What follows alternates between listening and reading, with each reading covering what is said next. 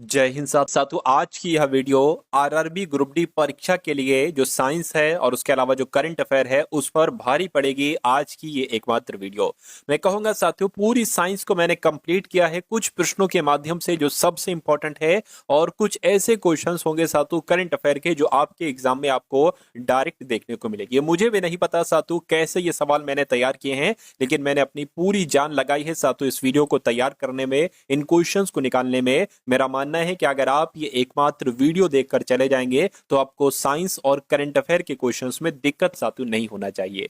चलिए तो साथियों, क्लासेस आपकी शुरू हो चुकी है। लगभग मुझे जो क्वेश्चंस मिले हैं 119 क्वेश्चंस मिले हैं। इन क्वेश्चंस को आप लोग तैयार कर लीजिएगा, अपने मनोमस्तिष्क में साथियों स्टोर कर लीजिएगा। मेरा नाम साथियों आप लोग जरूर लेंगे परीक्षा के बाद। चलिए तो पहला सवाल आपकी स्क्रीन पर है। आपसे पूछा जा रहा है कि प्रोटीन्स छोटे बिल्डिंग ब्लॉक से बने होते हैं, जिन्हें किस नाम से जाना जाता है? तो साथियों इनको अमीनो एसिड के नाम से जाना जाता है। राइट आंसर आपका सी होगा। अगला देखिए, कहने कि अंगूर की खेती करने को या संवर्धन करने को निम्नलिखित में से किस नाम से जाना जाता है? तो आपको मालूम होना चाहिए साथियों, विटीकल्चर इसको कहा जाता है। ठीक है ना। अगर बात करते हैं पीसी कल्चर क्या होता है, तो मछली पालन को पीसी कल्चर कहते हैं, रेशम कीटों के पालने को सातु सेरीकल्चर कहते हैं, और बागवानी करने को हॉर्टिकल्चर कहते हैं। ये तीनों जानकारी भी आपको मालूम होना चाहिए। उसके बाद देखिए करके, जीव की आंतरिक संरचना का अध्ययन करने वाले शास्त्र को क्या कहा जाता है? तो इसको शरीर रचना विज्ञान कहा जाता है। आंसर आपका ए होगा। अगला सवाल है, निम्नलिखित में से किसे हमारे शरीर के मूल खंड यानी कि बिल्डिंग ब्लॉक के नाम से जाना जाता है? तो किसकी बात चल रही है साथियों? प्रोटीन की बात चल रही है। आपको ध्यान रखना है कि प्रोटीन को ही हमारे शरीर के मूल खंड यानी कि बिल्डिंग ब्लॉक के रूप में साथियों जाना जाना है। अगर आपसे पूछा जाए कि प्रोटीन शब्द का प्रयोग सबसे पहले किसने किया था, तो जे बर्जीलियस ने किया था। कब किया था? 1938 में किया था। यह आपको मालूम होना चाहिए। मनुष्य का जो शरीर होता है इसका लगभग 15% भाग किससे बना होता है? प्रोटीन से ही साथियों बना होता है। और शिशुओं में प्रोटीन की कमी से कौन सा रोग हो जाता है? यह सवाल आपसे पूछा जाता है। सूखा रोग हो जाता है, और एक रोग होता है क्वाशियोरकर। क्या? क्वाशियोरकर नामक रोग होता है, यह भी प्रोटीन की कमी से हो जाता है। अगला सवाल देखिए आपकी स्क्रीन पर है, यानी कि हमारे शरीर में हमारे कुल पोषक तत्व और खनिज अवशोषण का 90% हिस्सा कहां होता है? तो कहां होता है साथियों? छोटी आंत में होता है। छोटी आंत कहां पर है? ऑप्शन नंबर सी वाले में है। उसके बाद देखिए अगला सवाल, कहने के मानव शरीर में रक्त संचार तंत्र की खोज करने वाले प्रथम व्यक्ति कौन थे? तो इनका नाम साथियों विलियम हार्वे है, और विलियम हार्वे ही मानव शरीर में रक्त संचार तंत्र की खोज करने वाले पहले व्यक्ति थे। आंसर आपका सी होगा। साथियों अगर आपने अभी तक इस वीडियो को लाइक नहीं किया है तो मैं आपसे रिक्वेस्ट करूंगा कि वीडियो को लाइक कर दीजिए। उसके बाद देखिए, हीमोग्लोबिन लाल रक्त कोशिकाओं के अंदर का एक प्रोटीन है, और यह निम्नलिखित में से किसका वहन करता है? अगर आपसे पूछा जाए तो यह ऑक्सीजन का वहन करता है। यह बात आपको साथियों याद रखना है। राइट आंसर आपका जो जाएगा वो ऑप्शन नंबर ए होगा।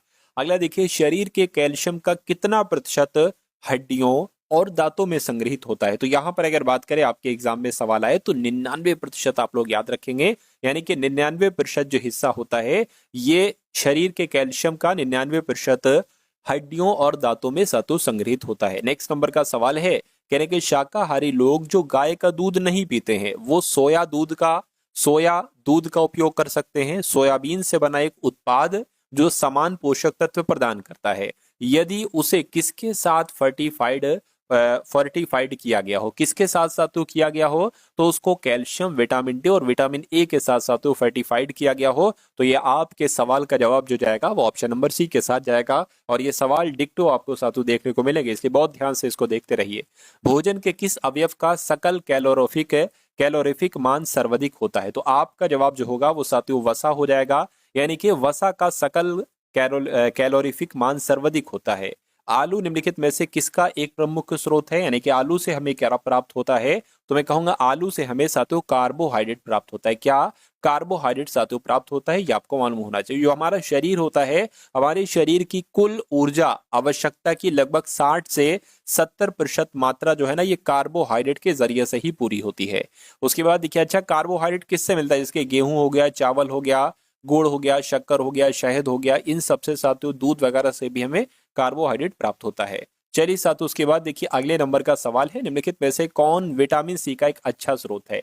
तो विटामिन सी की अगर बात करते हैं साथियों, देखिए हरी फूल गोभी, चीनी, अंडा, तो ये तीन तो नहीं होंगे। मैं कहूंगा हरी फूल गोभी ये विटामिन सी का एक अच्छा स्रोत है। आंसर आपका जाएगा ऑप्शन नंबर ए के साथ। किण्वन प्रक्रिया द्वारा उत्पादित पहला विटामिन कौन सा है? तो किण्वन प्रक्रिया द्वारा उत्पादित पहला विटामिन की अगर बात करें तो विटामिन सी है। ये आप लोगों को साथियों याद रखना है, आंसर आपका ए होगा।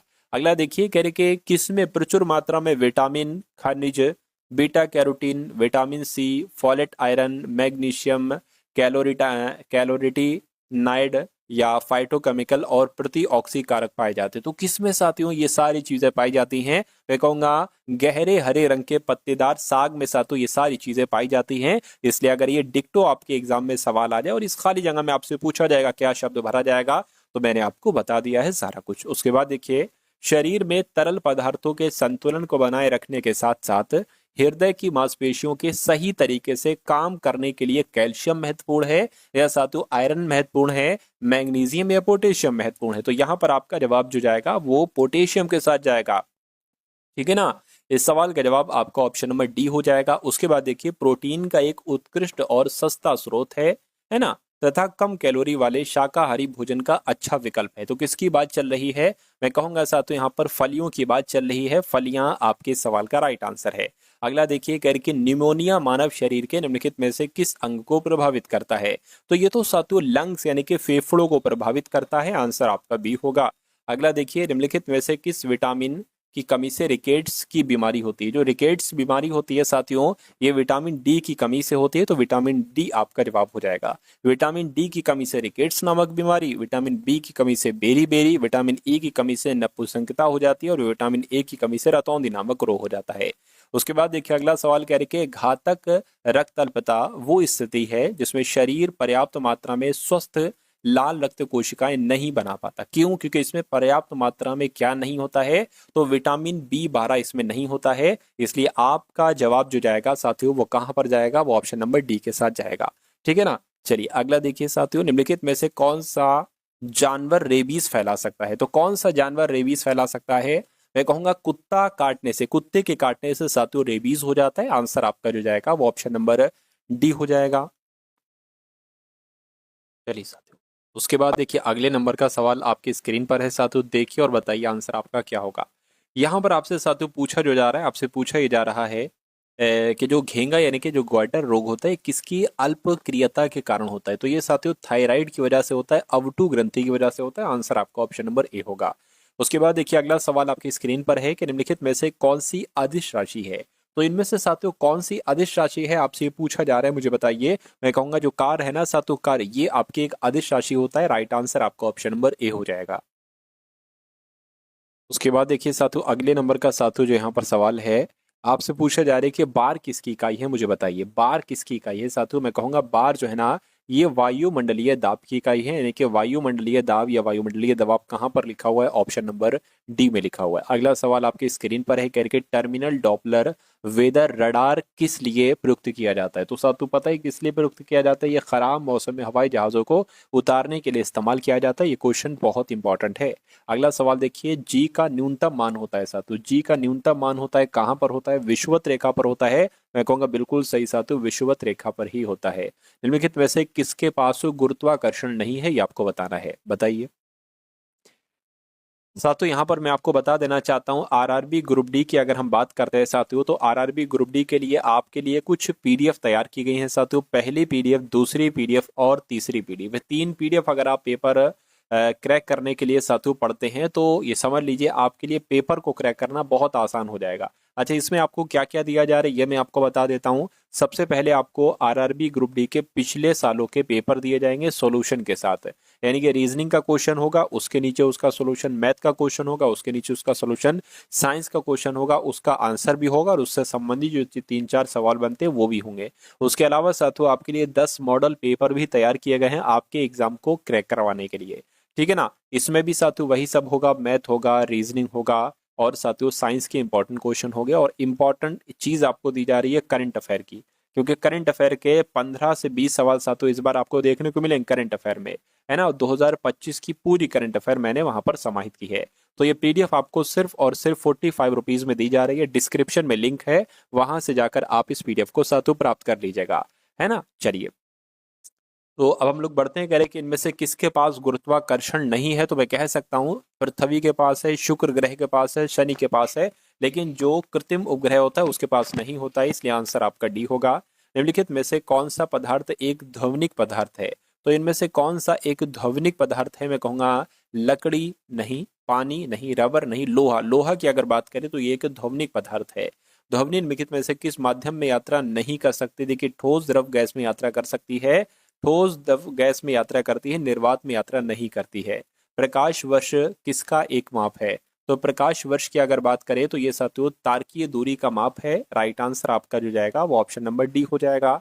अगला सवाल आपकी स्क्रीन पर है, समुद्र जल के नीला रंग होने का क्या कारण होता है? तो साथियों जो समुद्र का जल होता है, नीला जो होता है ना, ये समुद्र जल में अशुद्ध वस्तुओं द्वारा नीले रंग की रोशनी का अपवर्तन इस वजह से होता है। नहीं भैया, इस वजह से साथियों नहीं होता है।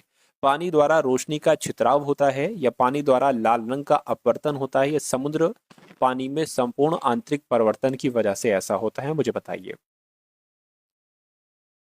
चलिए, तो यहां पर आपका जवाब जो होना चाहिए पानी द्वारा रोशनी का छितराव।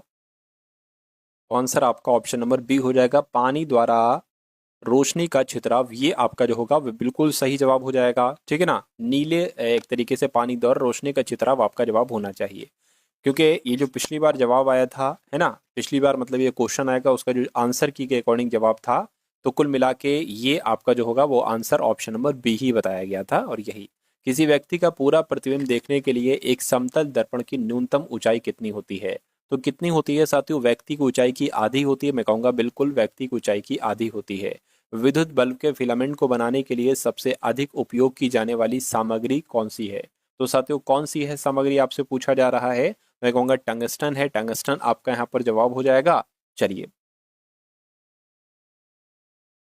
उसके बाद देखिए अगला सवाल है, निम्नलिखित में से कौन सा रासायनिक परिवर्तन का उदाहरण है? इसमें से आपको बताना है। तो इसमें से कौन सा रासायनिक परिवर्तन का उदाहरण है? आइसक्रीम का पिघलना तो नहीं है। केक पकाने की अगर बात करें तो ये एक रासायनिक परिवर्तन का ही उदाहरण है।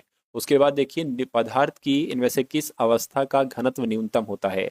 तो पदार्थ की इनमें से किस अवस्था का घनत्व न्यूनतम होता है? मैं कहूंगा जो गैसीय अवस्था होती है ना, इसका घनत्व न्यूनतम होता है। आंसर आपका सी होगा। निम्नलिखित में से कौन सी प्रक्रिया एक रासायनिक परिवर्तन है? तो कौन सी प्रक्रिया एक रासायनिक परिवर्तन है? तो पौधों में प्रकाश संश्लेषण की प्रक्रिया क्या है? ये एक रासायनिक परिवर्तन है। अगला देखिए, इलेक्ट्रॉन त्यागने की प्रवृत्ति को क्या कहा जाता है? मैं कह सकता हूं साथियों ऑक्सीकरण कहा जाता है। ऑक्सीकरण कहा जाता है इलेक्ट्रॉन त्यागने की प्रवृत्ति को। उसके बाद देखिए, भारी पानी आमतौर पर निम्नलिखित में से किस उद्योग द्वारा उपयोग किया जाता है? तो भारी पानी जो होता है साथियों, ये पेपर के कारखाने, वाहन उत्पादक, चीनी के कारखाने, परमाणु ऊर्जा उत्पादन संयंत्र, मैं कहूँगा परमाणु ऊर्जा उत्पादन संयंत्र, ये आपका जवाब हो जाएगा। नींबू का खट्टा स्वाद इनमें से किसकी उपस्थिति के कारण होता है? तो साइट्रिक अम्ल की अगर बात करें तो नींबू का खट्टा स्वाद साइट्रिक अम्ल की उपस्थिति के कारण होता है। हमारा शरीर पीएच सीमा के भीतर काम करता है। कितने से लेकर कितना? मैं कहूँगा 7 से लेकर 7.8 कहाँ पर लिखा हुआ है? ऑप्शन नंबर सी में लिखा हुआ है। एक आधुनिक संस्करण तत्वों की आवर्त सारणी का तथाकथित लंबा रूप क्षैतिज पंक्तियों को कहा जाता है। तो पता साथ तो इसको क्या कहा जाता है? इसको आवर्त कहा जाता है। आवर्त आपके सवाल का जो होगा वो बिल्कुल सही जवाब हो जाएगा। उसके बाद देखिए, एथिलीन ग्लाइकोल को एंटी फ्रीज के रूप में पानी में मिलाने पर, अब यहाँ से ऑप्शन शुरू है, ऑप्शन नंबर ए, बी, सी और डी। तो एथिलीन बहुत इंपॉर्टेंट सवाल है साथ हुए। एथिलीन ग्लाइकोल को एंटी फ्रीज के रूप में पानी में मिलाने पर उसे कार के रेडिएटर की सफाई के लिए प्रयुक्त किया जाता है। ये सही होगा या नहीं सही होगा? या यह केवल पानी के क्वथनांक को बढ़ाता है, यह पानी के हिमांक को कम करता है तथा पानी के क्वथनों को बढ़ा देता है? ये सबसे सही हो जाएगा साथियों। ये पानी के हिमांक को कम करता है और पानी के क्वथनांक को बढ़ा देता है, यानी कि आंसर आपका जो जाएगा वो ऑप्शन नंबर डी के साथ जाएगा। अगला सवाल आपकी स्क्रीन पर, इनमें से किस प्रकार के कोयले में सबसे अधिक कार्बन सामग्री होती है? तो अगर आपके एग्जाम में ये सवाल आए तो आपको याद रखना है एंथ्रासाइट टाइप का कोयला जो होता है इसमें सबसे अधिक कार्बन सामग्री होती है। खाद्यान्नों के संरक्षण के लिए इनमें से किस का प्रयोग किया जाता है? तो साथियों किसका प्रयोग किया जाता है? मैं कहूंगा विनेगर का, सोडियम क्लोराइड का, परमैंगनेट का, बेंजोएट का। तो सोडियम बेंजोएट का इस्तेमाल किया जाता है, ये आपको ध्यान रखना है। राइट आंसर आपका डी होगा। अगला देखिए, जब बेकिंग पाउडर में पानी मिलाया जाता है तो कौन सी गैस निकलती है? तो साथियों कौन सी गैस निकलती है ये आपको यहाँ पर मुझे बताना है, फटाफट बता दीजिए। चलिए, तो मैं कह सकता हूँ कार्बन डाइऑक्साइड गैस निकलती है। सही जवाब आपका जो जाएगा वो ऑप्शन नंबर बी होगा। निम्नलिखित में से किन विकल्पों में केवल थर्मोसेटिंग प्लास्टिक उपस्थित होते हैं? तो क्या आपका जवाब है साथियों, मैं कह सकता हूं कि polythene, melamine, PVC, polythene, PVC, साथियों बेकेलाइट और इपॉक्सी रेसिन हो जाएगा आपका जवाब। अगर आपके एग्जाम में ये सवाल आता है और आएगा, मैं कहूंगा इंपॉर्टेंट सवाल है, आपको ध्यान रखना है। अगला सवाल है, भारत में पाया जाने वाला कौन एक गैर धात्विक खनिज है? तो किसकी बात चल रही है साथियों, फटाफट मुझे बताइएगा। मैं कहूंगा साथियों जो पायरोफाइलाइट होता है ना, पायरोफाइलाइट, ये भारत में पाए जाने वाला एक गैर धात्विक खनिज है। आंसर आपका डी होगा। भारी मशीनों में किसको ल्यूब्रिकेंट के स्वरूप में प्रयुक्त किया जाता है? तो किसकी बात चल रही है साथियों, ग्रेफाइट की बात चल रही है। तो ग्रेफाइट जो है ना, ये भारी मशीनों में ग्रेफाइट को ल्यूब्रिकेंट के रूप में ही इस्तेमाल किया जाता है। उसके बाद देखिए, जंग लगने पर लोहे का भार बढ़ता है या घटता है? तो मैं कहूंगा साथियों बढ़ जाता है। लोहे का भार बढ़ता है जब उसमें जंग लगता है, आपको ध्यान रखना है। जब पानी मिलाने के बाद मिश्रण में भारी घटक नीचे सतह पर बैठ जाता है, तो इस प्रक्रिया को क्या कहा जाता है? ये सवाल ग्रुप डी की परीक्षाओं में पिछली सालों में कई बार पूछा गया है। तो आपको ध्यान यहाँ पर ध्यान रखना है साथियों, उसको क्या कहा जाता है? उसको अवसादन कहा जाता है। जब पानी मिलाने के बाद मिश्रण में पानी भारी घटक नीचे सतह पर बैठ जाता है, तो इस प्रक्रिया को अवसादन कहा जाता है। ऐसा उर्वरक जो दो या दो से अधिक प्राथमिक पोषक तत्वों की आपूर्ति करता है, उसको क्या कहा जाता है? तो उसको क्या कहा जाता है साथियों, ये आपसे पूछा जा रहा है। मैं कहूंगा उसको मिश्रित उर्वरक कहा जाता है। क्या उसको साथियों मिश्रित उर्वरक कहा जाता है? आंसर आपका जाएगा ऑप्शन नंबर डी के साथ। उसके बाद देखिए साथियों, अब यहाँ से आपके सामने करंट अफेयर के क्वेश्चन स्टार्ट हो चुके हैं। कह रहे कि भारत ने T-72 टैंकों के इंजन की आपूर्ति के लिए किस देश की फर्म के साथ समझौता किया है? तो मैं कहूंगा साथियों रूस देश की फर्म के साथ समझौता किया है भारत ने T-72 टैंकों के इंजन की आपूर्ति के लिए। उसके बाद देखिए, बेंगलुरु सिटी यूनिवर्सिटी का नाम किसके नाम पर रखा जाएगा? तो मैं कहूंगा साथियों डॉक्टर मनमोहन सिंह की अगर बात करें तो डॉक्टर मनमोहन सिंह के नाम पर रखा जाएगा बेंगलुरु सिटी यूनिवर्सिटी का नाम। उसके बाद देखिए, कौन सी सीट क्षमता के मामले में दुनिया की दूसरी सबसे तेजी से बढ़ती एयरलाइन बन गई है? तो किसकी बात चल रही है साथियों, इंडिगो की बात चल रही है। इंडिगो आपका जवाब है। और अगला सवाल देखिए, कह रहे कि हाल ही में किस देश के राष्ट्रपति ने रणनीतिक बिटकॉइन रिजर्व बनाने के कार्यकारी आदेश पर हस्ताक्षर किए हैं? तो साथियों अमेरिका की अगर बात करें, अमेरिका देश के राष्ट्रपति ने रणनीतिक बिटकॉइन रिजर्व बनाने के कार्यकारी आदेश पर हस्ताक्षर किए हैं। अगला देखिए, किस बैंक ने प्रोजेक्ट हक लॉन्च किया है? तो प्रोजेक्ट हक लॉन्च की अगर बात करें तो HDFC बैंक के द्वारा साथियों प्रोजेक्ट हक लॉन्च किया गया है। अगला देखिए, भारत और किस देश ने व्यापार निवेश पर प्रौद्योगिकी संबंधों को बढ़ाने पर सहमति व्यक्त की है? तो अगर आपके एग्जाम में सवाल आए तो आयरलैंड आपको बता देना है। यानी कि भारत और आयरलैंड देश ने व्यापार निवेश और प्रौद्योगिकी संबंधों को बढ़ाने पर सहमति व्यक्त की है। अगला देखिए, जारी ग्लास सीलिंग इंडेक्स 2025 में कौन सा देश शीर्ष पर रहा है? तो मैं कहूंगा फ्रांस देश शीर्ष पर रहा है। फ्रांस ऑप्शन नंबर बी आपका जवाब हो जाएगा। किस देश के वैज्ञानिकों ने पृथ्वी पर सबसे पुराना उल्का पिंड की पहचान की है? तो ये किसका काम है साथियों, ये ऑस्ट्रेलिया देश के वैज्ञानिकों का काम है। यहाँ के वैज्ञानिकों ने पृथ्वी पर सबसे पुराने उल्का पिंड की पहचान की है। उसके बाद देखिए, कौन सी राज्य सरकार समाचार सामग्री की निगरानी के लिए एक मीडिया केंद्र स्थापित करेगी? तो मैं कहूंगा साथियों महाराष्ट्र राज्य की अगर हम बात करते हैं साथियों, तो महाराष्ट्र राज्य सरकार समाचार सामग्री की निगरानी के लिए एक मीडिया केंद्र स्थापित करेगी। और किस राज्य सरकार ने जाति, आय और राष्ट्रीय प्रमाण पत्र जैसे आवश्यक दस्तावेजों के लिए आवेदन शुल्क को माफ कर दिया है? तो मैं कहूंगा साथियों ये काम की अगर बात करें, ये काम पता महाराष्ट्र सरकार नहीं किया। महाराष्ट्र सरकार ने क्या है, उड़ीसा या राजस्थान सरकार ने ये काम किया। तो मैं कहूंगा ये काम साथियों महाराष्ट्र सरकार के द्वारा ही किया गया है। उसके बाद देखिए, कहा जा रहा है कि राष्ट्रीय दंत चिकित्सक दिवस कब मनाया जाता है? तो यह दिवस साथियों हर साल 6 मार्च को मनाया जाता है। ये इंपॉर्टेंट क्वेश्चन है, आपके एग्जाम में आएगा, इसलिए आप लोग साथियों इसको याद रखेंगे।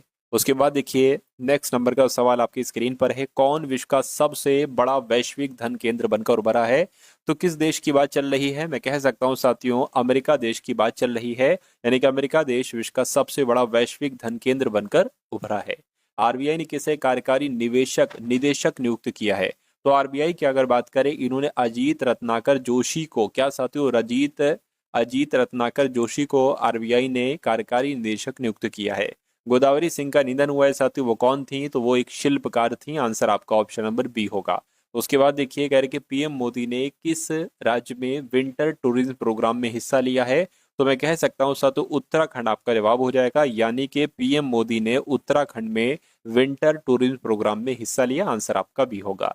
कह रहे कि गोविंद घाट से हेमकुंड साहिब जी रोपवे प्रोजेक्ट को केंद्र ने मंजूरी दे दी है। ये किस राज्य में है? तो अगर बात करते हैं ये किस राज्य में है साथियों, मैं कहूंगा ये उत्तराखंड में है। उत्तराखंड आपके सवाल का राइट आंसर हो जाएगा। उसके बाद देखिए कह रहे कि किस देश ने वर्ष 2025 में अपने सैन्य खर्चों में 7.2% की वृद्धि की है? तो मैं कह सकता हूं साथियों चीन देश ने। क्या? चीन देश ने वर्ष 2025 में अपने सैन्य खर्चों में 7.2% की वृद्धि की है। विविधता का अमृत महोत्सव इसके दूसरे संस्करण का उद्घाटन किसने किया है? तो मैं कह सकता हूं साथियों किसने किया है? द्रौपदी मुर्मू जी ने किया है। आंसर आपका ऑप्शन नंबर सी होगा। अगला देखिए किसे कानूनी मामलों का सचिव नियुक्त किया गया है? तो कानूनी मामलों का सचिव की अगर बात करें मैं कह सकता हूं अंजू राठी राणा इनका नाम है और इनको साथियों कानूनी मामलों का सचिव नियुक्त किया गया है। अगला देखिए खेलो इंडिया पैरा गेम्स 2025 का आयोजन साथियों कहां पर होगा?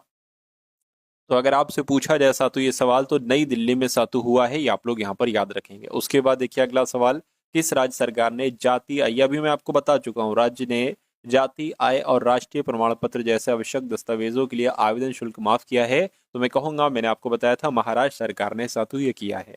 अगला देखिए किस देश के खिलाड़ी मुशफिकुर रहीम ने एक दिवसीय अंतर्राष्ट्रीय क्रिकेट से संन्यास लेने की घोषणा की है? तो बांग्लादेश के हैं साथियों इन्होंने, है ना, बांग्लादेश के हैं मुशफिकुर रहीम। इन्होंने एक दिवसीय अंतर्राष्ट्रीय क्रिकेट से संन्यास लेने की घोषणा की है। किस राज्य के मुख्यमंत्री ने उन्नत साइबर सुरक्षा संचालन केंद्र का उद्घाटन किया है? तो मैं कहूंगा साथियों केरल राज्य के मुख्यमंत्री ने उन्नत साइबर सुरक्षा संचालन केंद्र का उद्घाटन किया है। ये आपको यहाँ पर याद रखना होगा। उसके बाद देखिए अगला सवाल कह रहे कि भारत और किस देश के बीच संयुक्त नदी आयोग की 86वीं बैठक कोलकाता में हुई है? तो अगर बात करते हैं साथियों बांग्लादेश की, तो मैं कहूंगा भारत और बांग्लादेश के बीच संयुक्त नदी आयोग की 86वीं बैठक कोलकाता में हुई है। अगला देखिए गुजरात सेमीकनेक्ट कॉन्फ्रेंस 2025 का उद्घाटन किसने किया है? तो साथियों किसने किया है? मैं कहूंगा भूपेंद्र पटेल ने किया है। भूपेंद्र पटेल आपका यहाँ पर जवाब हो जाएगा। अगला सवाल साथियों आपकी स्क्रीन पर है, कह रही कि किस राज्य के मुख्यमंत्री ने एकल महिला स्वरोजगार योजना शुरू की है? तो ये काम पता किसने किया है? ये काम साथियों उत्तराखंड राज्य के मुख्यमंत्री ने किया है। यानी कि उत्तराखंड राज्य के मुख्यमंत्री ने एकल महिला स्वरोजगार योजना शुरू की है। अगला देखिए अंतर्राष्ट्रीय निरस्त्रीकरण और अप्रसार जागरूकता दिवस साथियों कब मनाया जाता है? तो ये 5 मार्च को मनाया जाता है। कब मनाया जाता है साथियों? 5 मार्च को मनाया जाता है। राइट आंसर आपका ऑप्शन नंबर बी होगा। अगला देखिए कह रहे कि किस देश की प्राइवेट कंपनी का लैंडर ब्लू घोस्ट चंद्रमा पर उतरा है? तो मैं कह सकता हूं साथियों अमेरिका आपका जवाब होगा, क्योंकि अभी हाल फिलहाल में अमेरिका देश की प्राइवेट कंपनी का लैंडर ब्लू घोस्ट चंद्रमा पर उतरा था। किसे जीईएम का सीईओ नियुक्त किया गया है? तो मैं कह सकता हूं अजय भादु इनका नाम है और अजय भादु को ही जीईएम का सीईओ नियुक्त किया गया है। भारत ने जल स्वच्छता और स्वस्थ क्षेत्र में सहयोग को बढ़ावा देने के लिए किस देश के साथ समझौता किया है? तो साथियों किस देश के साथ समझौता किया है? नेपाल देश के साथ समझौता किया है। नेपाल आपके सवाल का बिल्कुल सही जवाब हो जाएगा। अगला देखिए अरब देशों ने गाजा के लिए कितने बिलियन डॉलर की पुनर्निर्माण योजना को मंजूरी दी है? तो आपका जवाब जाएगा 53। क्या साथियों? 53 बिलियन डॉलर की पुनर्निर्माण योजना को मंजूरी दी है अरब देशों ने गाजा के लिए। साथियों देखिए अगर मैं आपसे कहूं साथियों 2025 के जो सबसे टॉप लेवल के क्वेश्चन है वही आपके ग्रुप डी एग्जाम में आएंगे, ये बात साथियों ध्यान रखिएगा। तो वो धीरे धीरे मैं आपको साथियों सारे क्वेश्चंस करवा दूंगा 2025 का जितना भी करंट अफेयर का क्वेश्चन बनते हैं। और आज की इस वीडियो में साथियों मैंने जितने भी करंट अफेयर के क्वेश्चन लिए हैं वो सारे के सारे साथियों एकदम टॉप लेवल के हैं। इसलिए आप इस वीडियो को बहुत अच्छे तरीके से देखते जाइए। अच्छे तरीके से साथियों अगर आप देखेंगे, बस आपको देखना है अच्छे तरीके से ध्यानपूर्वक, ये आपको कैसे साथियों याद हो जाते हैं ये समझ लीजिए, ये आपको भी नहीं पता चलेगा। मैं आपको ये सारे क्वेश्चन आपके मनोमस्तिष्क में स्टोर करवा दूंगा और इनका फायदा आपको कब देखने को मिलेगा? जब आपकी परीक्षा होगी, जिस दिन आपकी परीक्षा होगी। ठीक है ना? चलिए तो कह रहे कि हाल फिलहाल में फीफा ने किस देश को 2026 विश्व कप से प्रतिबंधित कर दिया है? तो मैं कहूंगा रूस को किया है, कांगो को किया है, पाकिस्तान को भी किया है, यानी कि इन सभी को फीफा ने 2026 विश्व कप से प्रतिबंधित कर दिया है। मोबाइल वर्ल्ड कांग्रेस 2025 का आयोजन कहां पर हुआ है? तो साथियों इसका आयोजन कहां पर हुआ है? स्पेन में साथियों इसका आयोजन हुआ है। स्पेन यानी कि ऑप्शन नंबर ए आपका जवाब हो जाएगा। अगला सवाल है साथियों कह रहे कि लेवीज ने किसे वैश्विक राजदूत नियुक्त किया है? तो लेवीज ने दिलजीत दोसांझ को साथियों क्या किया है? दिलजीत दोसांझ को लेवीज ने वैश्विक राजदूत नियुक्त किया है। अगला देखिए किसे आतिथ्य के लिए लाइफ टाइम अचीवमेंट पुरस्कार मिला है?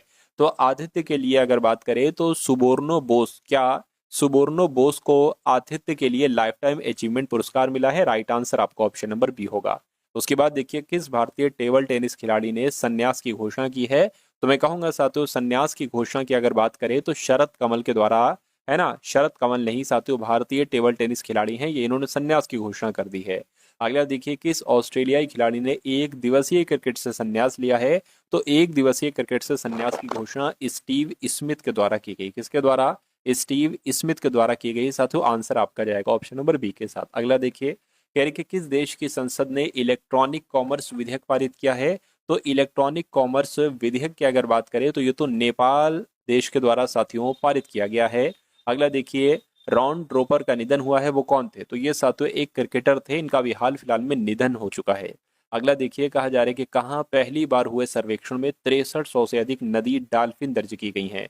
तो पता साथियों कहाँ पर? ये अपने देश भारत में, कहीं और नहीं, अपने देश भारत में पहली बार हुए सर्वेक्षण में 6300 से अधिक नदी डॉल्फिन दर्ज की गई। आंसर आपका सी होगा। हाल ही में हाइड्रोजन से चलने वाले हैवी ड्यूटी ट्रकों का परीक्षण किया है, तो साथियों किसके द्वारा परीक्षण किया गया है? मैं कहूंगा साथियों टाटा के द्वारा परीक्षण किया गया है। बिल्कुल सही साथियों, टाटा के द्वारा ही परीक्षण किया गया, हाइड्रोजन से चलने वाले हैवी ड्यूटी ट्रकों का परीक्षण किया गया है अभी हाल फिलहाल में। किसने तीसरा रणजी ट्रॉफी खिताब जीता है? तो अगर आपके एग्जाम में सवाल आए तो विदर्भ टीम के द्वारा साथियों विदर्भ ने तीसरा रणजी ट्रॉफी खिताब जीता। आंसर आपका बी होगा। प्राणी मित्र और जीव दया पुरस्कार समारोह का आयोजन कहाँ किया गया है? तो पता साथियों कहाँ किया गया है? मैं कहूंगा ये कहाँ किया गया है, ये नई दिल्ली में किया गया है। नई दिल्ली जो होगा वो आपके सवाल का बिल्कुल सही जवाब हो जाएगा। और उसके बाद देखिए अगला सवाल है, कह रहे कि उत्तम मोहंती का निधन हुआ है, वो कौन थी? तो अभी हाल फिलहाल में उत्तम मोहंती का निधन हुआ है, ये एक अभिनेता थे। आंसर आपका बी है। अगला देखिए 10वां भारत अंतर्राष्ट्रीय नृत्य एवं संगीत महोत्सव कहाँ संपन्न हुआ है? तो ये साथियों नई दिल्ली में संपन्न हुआ है। नई दिल्ली आपका जवाब हो जाएगा। अगला सवाल देखिए कहा जा रहा है कि 2025 में वैश्विक अनुमोदन रेटिंग में कौन शीर्ष पर रहे हैं? तो कौन शीर्ष पर रहे हैं साथियों? नरेंद्र मोदी साहब जो है ना ये शीर्ष पर रहे हैं वैश्विक 2025 अनुमोदन रेटिंग लिस्ट में। अगला देखिए किस राज्य ने विद्यालयों में तेलुगु को अनिवार्य कर दिया है? तो विद्यालयों में तेलुगु को अनिवार्य जो किया है वो तेलंगाना राज्य ने किया है, इसलिए तेलंगाना आपके इस क्वेश्चन का बिल्कुल सही जवाब है। उसके बाद देखिए विश्व रेडियो दिवस साथियों कब मनाया जाता है? तो मैं कहूंगा 13 फरवरी को। क्या साथियों? 13 फरवरी को विश्व रेडियो दिवस मनाया जाता है। अगला देखिए कह के मृदा स्वास्थ्य को बढ़ावा देने के लिए किस राज्य में हर खेत स्वस्थ खेत अभियान शुरू हुआ है? तो ये अभियान साथियों हरियाणा में शुरू हुआ है। हरियाणा आपके सवाल का बिल्कुल सही जवाब है। उसके बाद देखिए उसके बाद कहाँ गया क्वेश्चन साथियों? यहाँ पर ये आ गया। चलिए कहा जा रहा है कि हाल ही में आगामी विश्व दृश्यश्रव्य और मनोरंजन सम्मेलन वेव्स 2025 का आयोजन कहाँ पर किया गया है? तो पता साथियों कहाँ पर किया गया है? ये गुवाहाटी में किया गया है। गुवाहाटी आपके सवाल का राइट आंसर है। अगला देखिए कह रहे हैं कि इसरो ने किस आईआईटी के साथ मिलकर एक स्वदेशी सेमीकंडक्टर चिप विकसित की है? तो इसरो की अगर बात करते हैं साथियों तो आईआईटी मद्रास आपका जवाब है, क्योंकि इसरो ने आईआईटी मद्रास के साथ मिलकर एक स्वदेशी सेमीकंडक्टर चिप विकसित की है। उसके बाद देखिए किस देश में सबसे पुराना जुरासिक पक्षी जीवाश्म मिला है? आपसे यहाँ पर पूछा जा रहा है, बताइए। तो मैं कहूंगा साथियों चीन का जिक्र है, यानी कि चीन देश में साथियों सबसे पुराना जुरासिक पक्षी जीवाश्म मिला। आंसर आपका भी है। अगला देखिए किस भारतीय को आईसीसी चैंपियंस ट्रॉफी 2025 के लिए इवेंट एम्बेसडर के रूप में नियुक्त किया गया है?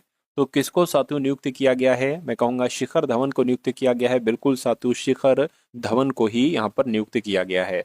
उसके बाद देखिए अगला सवाल है, कह रहे कि राष्ट्रीय व्यापारी कल्याण बोर्ड की 5वीं बैठक का आयोजन कहाँ पर किया गया है? तो इसकी बैठक का आयोजन साथियों कहाँ पर किया गया है? नई दिल्ली में किया गया है। मैं कहूँगा नई दिल्ली आपके सवाल का जो होगा वो बिल्कुल सही जवाब हो जाएगा। उसके बाद देखिए कह रहे कि प्रभाकर कारेकर का निधन हुआ है, वो कौन थे?